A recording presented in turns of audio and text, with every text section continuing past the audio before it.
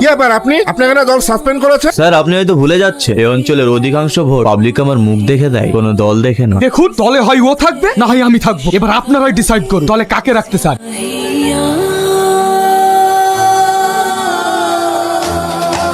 কি ব্যাপার তুই এখানে? হ্যাঁ, আপনি বলেছিলেন না দলে হয় আপনি থাকবেন না হয় আমি অনেক ভেবে দেখেছি জানেন, আমিই থাকি।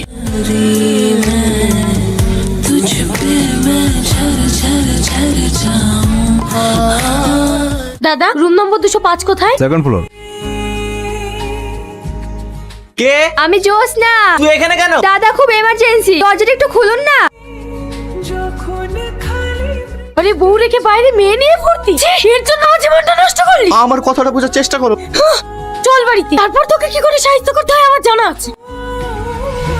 রিমা আমার কথাটা শোনো। কি আছে এর মধ্যে? আমার মধ্যে নাই। আমি তোকে সুখ দিইনি, কেন আমার জীবনটা নষ্ট করলি? রিমা আমার কথাটা শোনো। তুই কেন যাবি ওর কাছে? তোর যেতে কেন তোকে আমি সহ্য করতে পারিনি বুঝলি? ওর কাছে আমি সুখ পাই, ওর কাছে আমি শান্তি পাই, আর তোর কাছে আমি কোনোদিনও পাইনি। তুই মানুষ, তুই কুকুর। শুনে না, আমি যদি তোকে না পাই তাহলে কারো হতে দেবো না। কাল সন্ধ্যাবেলাতেই তো সামনে করে মিটিং ছিল, আজ দেখছি এখানে পড়ে। এইসব রাজনীতির লোকদের ভরসা আছে? খায় কার কি করেছে, কে টপকে দিয়েছে? স্যার, ওর মুখের অবস্থা তো খুবই খারাপ।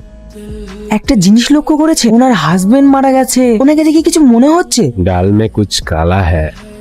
মিসেস রিমা, হ্যাঁ স্যার। আমরা আপনাকে এনি টাইম ডাকতে পারি, কাইন্ডলি আপনার ফোনটা একটু অন রাখবেন। আমি যতটুকু জানতাম স্যার আর ম্যাডামের মধ্যে ভালো সম্পর্ক ছিল না। স্যার, আমার মনে হয়েছে এমএলএ সাহেবের বই মেরেছে। আপনি একটা কথা ভাবুন, আপনি যদি ম্যাডামকে রেখে অন্য মেয়ের কাছে যান তাহলে ম্যাডাম তো আপনাকে ছেড়ে দেবে না। হোয়াট? স্যার, আমি মধুপুর থেকে বলছি, আমাদের এখানে একটা লাশ পাওয়া গেছে। কি? হ্যাঁ স্যার। কাজটা হয়েছে? হ্যাঁ দাদা, কাজ কমপ্লিট। সাব্বাস। স্যার, একে তো পিস পিস করে কেটেছে। স্যার, এই শাড়িটা আর এই তোড়াটা পাওয়া গেছে। এটা তো ম্যাডামের শাড়ি। ম্যাডাম বলতে বিউটি ম্যাডাম। আপনি কে? আমি ওদের বাড়িতে কাজ করি। I C.